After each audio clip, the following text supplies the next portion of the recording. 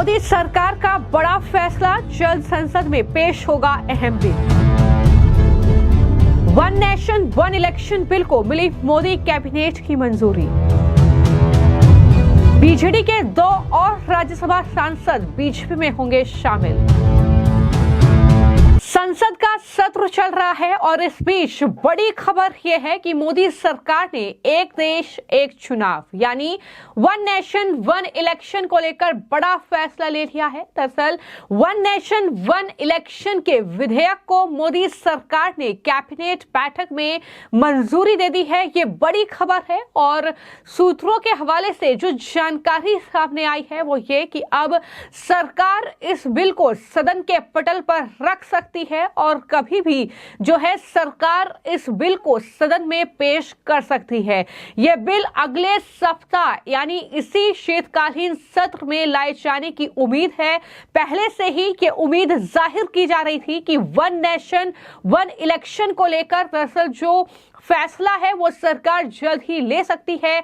जल्द ही ये विधेयक सदन में पेश किया जा सकता है और अब दरअसल कैबिनेट बैठक में जब इस विधेयक को मंजूरी मिल गई है तो जाहिर तौर पर ये खबर अब पुख्ता हो गई है कि जल्द ही वन नेशन वन इलेक्शन जो ये विधेयक है ये जल्द ही सदन में पेश किया जाएगा।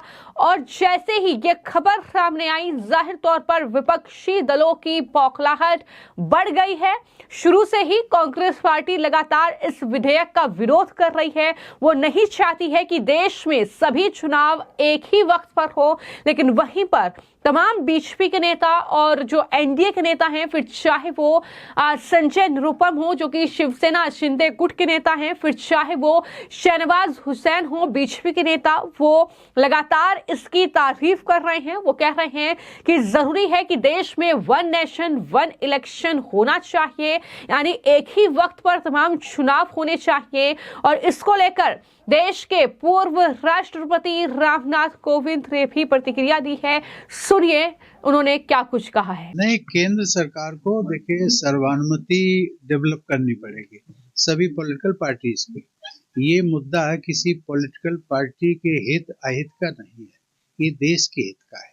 और इसलिए मुझे लगता है अंततोगत्वा सभी राजनीतिक दल जो है इस पर सहमत हो जाएंगे। मैं इसको चैलेंज नहीं मानता, मैं इसको मानता हूँ कि it will work as a game changer. Bharat की अर्थव्यवस्था आज जो है वो आपकी अराउंड 6.5 या 7%।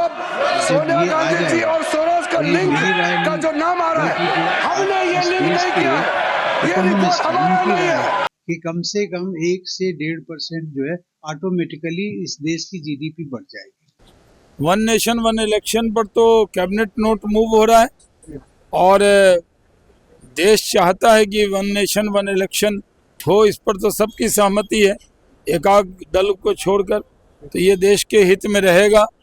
और आप जानते हैं कि बिहार चुनाव के लिए तैयार है। नीतीश कुमार जी के नेतृत्व में बिहार में विधानसभा का चुनाव होगा क्योंकि सेमीफाइनल हो गया, चारों की चारों सीट हम लोग जीत गए और जब विधानसभा का चुनाव आएगा भारत विरोधियों के तो हम लोग जीतेंगे। ही उत्तम विचार है, यह किसी पार्टी के लिए नहीं है, किसी हमेशा किसानों के लिए बात किया है, हमेशा गरीब तबकों के लिए बात किया है। पूरे 6 महीने पूरे 12 महीने चुनाव होते रहते हैं और चुनावों की वजह से आचार संहिता लागू होती है। आचार संहिता की वजह से जो प्रशासनिक कामकाज है वो ठप पड़ जाते हैं। तो रोज हिंदुस्तान में कहीं ना कहीं चुनाव होते रहते हैं और उसकी वजह से जो प्रशासन का कामकाज है वो प्रभावित होता है। ऐसे में जब वन नेशन वन इलेक्शन का जो विचार आया है, जिसके लिए बाकायदा रिपोर्ट आ गई है और केंद्र सरकार बहुत ज्यादा उत्सुक है इस रिपोर्ट को लागू करके पूरे देश में वन नेशन वन इलेक्शन की व्यवस्था लागू करने के लिए, तो उसको उस सरकार को केंद्र सरकार को समर्थन देना चाहिए।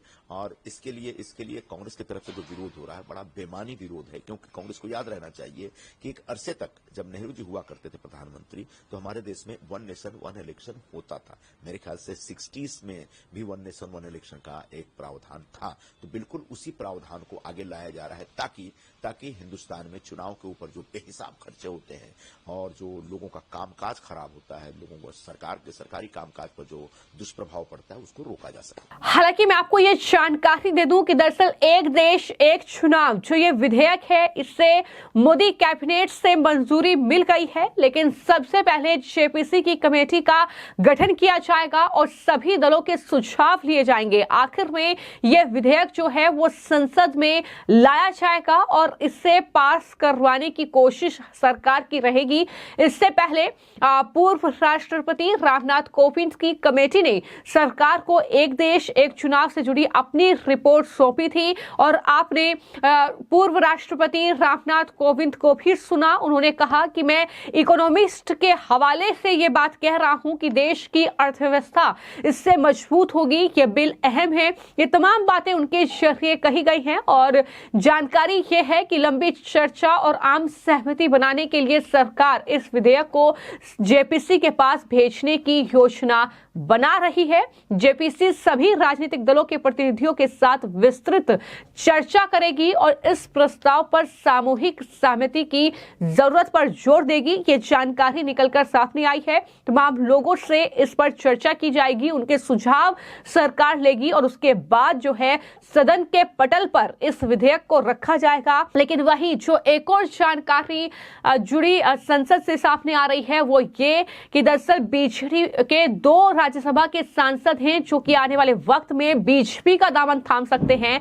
यानी बीजेडी के जो 2 राज्यसभा के सांसद हैं वो पहले ही बीजेपी का रुख कर चुके हैं और उसके बाद ये और बड़ी जानकारी कि 2 और राज्यसभा सांसद हैं जो कि अब बीजेपी में शामिल हो सकते हैं। और अगर ऐसा होता है तो आप समझ लीजिए कि उपराष्ट्रपति जगदीप धनखड़ जो कि राज्यसभा के सभापति भी हैं, दरअसल उनके खिलाफ जो अविश्वास प्रस्ताव का नोटिस विपक्ष ने दिया है, जो अविश्वास प्रस्ताव लाकर उन्हें उनके पद से हटाने की तैयारी विपक्ष कर रहा है, उससे तगड़ा झटका लग सकता है क्योंकि वहां पर विपक्ष को दरअसल राज्यसभा के उतने सांसद चाहिए कि इस जो ये प्रस्ताव है इससे वो आसानी से पास करा पाए। लेकिन ऐसा फिलहाल दिखता हुआ नजर नहीं आ रहा है। जिस तरीके से बीजेडी के 2 सांसद जो हैं अब राज्यसभा के वो बीजेपी में जाने की तैयारी कर रहे हैं, तो इस तरीके से विपक्ष को भी कहीं ना कहीं ये बड़ा झटका लगता हुआ नजर आ रहा है। हालांकि लगातार जो संसद की कार्यवाही चल रही है, इस कार्यवाही में अलग अलग मुद्दों को लेकर जो चर्चा सदन में हो रही है, लगातार संसद के दोनों ही सदनों में हंगामा लगातार हम देख रहे हैं।